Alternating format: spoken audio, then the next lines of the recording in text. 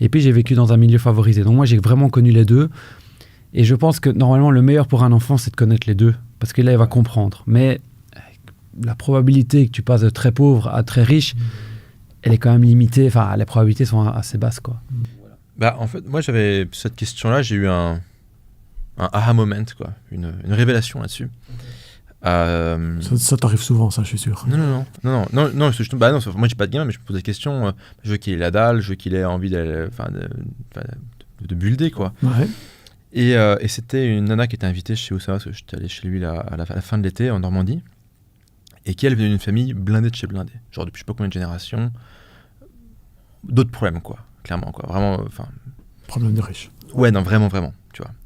Et en fait, elle expliquait qu'il y avait un peu une fausse binarité. C'est qu'il y avait des gens qui allaient dire, voilà, moi mon gamin, je vais lui apprendre la vie, c'est pas parce que je suis riche qu'il sera riche, il devra faire ses preuves, machin, aller à l'usine, machin. Donc le gamin, voilà, tu le bolosses un peu pour espérer qu'il ait la dalle. Mm-hmm. Bon, déjà, tu crées une dissonance dans le cerveau du mec, parce qu'il est dans une baraque de 600 mètres carrés, et on dit non, il faut que tu ailles à la mine. Donc déjà, juste en termes de développement cognitif, c'est problématique, quoi. Oui. Et donc, et puis après, les gamins, en fait, le jour où il hérite, c'est bien d'être allé à la mine, mais ça lui explique pas comment gérer 1 milliard. Et donc, il fait n'importe quoi, il crame tout. Autre option, le gamin, tu le spoil, il finit en rehab parce qu'il a pris trop de coke, et ça marche pas non plus, quoi. Et ce que elle disait, c'était, comment elle avait été éduquée, c'est très tôt, on lui a dit, oui, tu es pété de thunes, oui, nous sommes pétés de thunes, nous avons toujours été pétés de thunes. Ta responsabilité à la fin de ta vie, c'est de léguer plus à la génération d'après que ce que tu as reçu. Et très tôt, genre, à 14 ans, on t'apprend à gérer de la thune.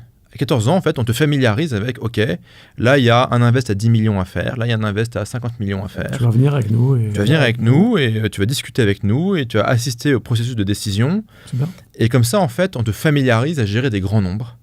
Et en même temps, par contre, on t'explique que tu n'es pas ton argent. Le fait que tu aies de l'argent ne fait pas toi une personne supérieure, ne fait pas toi une personne intelligente, ne fait pas toi une personne intéressante. C'est une variable neutre. C'est une bonne vision. C'est une variable neutre, mais en fait, c'est même presque négatif parce que tu as cette responsabilité.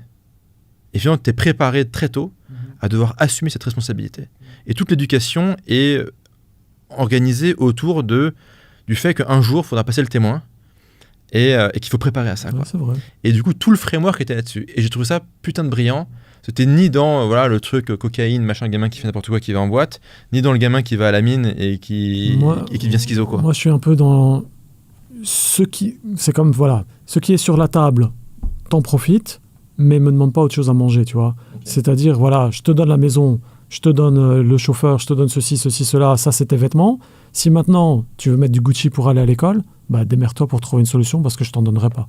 Parce que c'est contre mes principes, tu vois. Okay. Bon, maintenant, j'ai l'impression que les écoles à Dubaï poussent quand même beaucoup vers cet aspect argent, de bien comprendre, d'être familiarisé avec ça. Donc, j'ai jamais été à l'école à Dubaï. Je peux juste juger de ce que j'en vois, mais pas d'un point de vue personnel. Je sais pas. Dernier point sur les gamins. Imaginons, là, demain, vous devez faire un gosse, etc. Et qu'il y a des évolutions...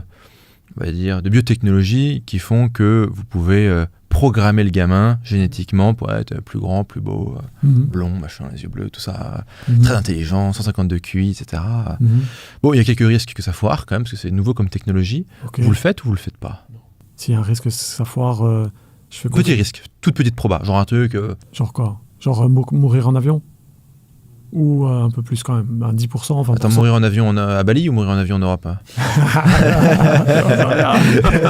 C'est quoi la proba? Si c'est 0.01 et je suis garanti d'avoir un enfant qui est super beau, qui cartonne, qui va être super intelligent. Je mettrais la proba. Allez, 1% que ça foire. 1%? Ouais, je pense que pour 1%, je la tente. Tu la tentes? Ouais. Tu tentes? Non. Tu tentes pas? Non. Ok. Parce que si ça marche pas, tu ôtes une vie. Très bien. Maintenant, imaginons le truc dynamiquement. C'est une technologie qui coûte 50 balles. Tout le monde peut le faire. Donc, quasiment tout le monde va avoir des gamins je le fais. Qui font 1m80 et qui... Je le fais. Parce que mon enfant, il a aucune chance de réussir et il va y avoir trop de concurrence. Ok, ouais. Donc là, c'est différent. Ok, donc dynamiquement, Bien sûr. la décision change. Mais Ok. ça coûtera pas 50 balles quand ça arrivera. donc, Évidemment, et la technologie, elle n'existe pas et que ça mettra encore du temps, qu'il y a beaucoup d'itérations. Ouais. Il y a des mecs qui ont fait des tests en Chine, je trouve que c'est un peu foiré. Ouais, en Chine, ils aiment bien tester. Après, quand ça foire comment?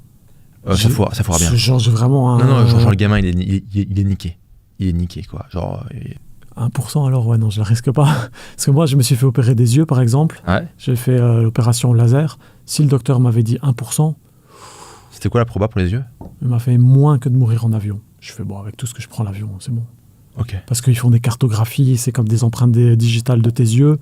Le mec est super confiant, etc. Je dis, bah, j'y vais. Si maintenant c'était une chance sur 100, Non. ouais, c'est ça un peu. Après, Bah, si, Ça dépend de ton niveau de myopie ou de problème de yeux, ouais, etc. si quoi. tu mets un gamin qui est vraiment éclaté totalement, ouais, c'est un peu chaud, quoi. Non, je l'aurais. Pire, tu vas à la campagne, tu ouvres la porte, tu fais c'est bon, t'es libre, tu peux y aller. Ouais, non, je préfère pas en faire. Si c'est pour les abandonner, non merci. Pourquoi vous bossez? Vous êtes riche, vous avez des jolies voitures qui font vroom vroom, des montres de luxe, une voiture, maison, tout ça. Moi, je bosse pour maintenir mon confort de vie, Ok. pour la sécurité, ma sécurité personnelle et celle des personnes que j'aime. Ok. Et puis, ouais, je pense que c'est surtout pour. Puis j'aime bien ce que je fais aussi. Après, ouais, pas avoir de stress dans la vie. J'aime bien peace of mind dans la life et bon confort. Ouais. Bah, moi, je suis dans l'e-commerce depuis 7 ans. Et en fait, chaque année, tout évolue. Donc, j'adore ça. Mes stores deviennent de plus en plus évolués. Donc, c'est comme un Lego, en fait. Moi, quand j'étais jeune, je faisais beaucoup de Lego. J'adore construire. Donc, ça, c'est ce qui me fait kiffer. Toujours trouver de nouvelles idées. Alors, c'est con à dire, mais plus tu génères de cash, plus indirectement, tu as du pouvoir. Ouais. Parce que même si les gens ne t'aiment pas, ils ont besoin de toi. Donc, s'ils ont besoin de toi, ben, ils sont obligés de rester avec toi. Donc, c'est pas mal. Ça te permet de rester qui tu es. Donc, arrogant et chiant, mais ça te permet de rester qui tu es. Ouais. Donc, c'est pas mal. Et sinon, pour préparer mon train, pour garder mon train de vie, mais surtout pour préparer mon après-carrière.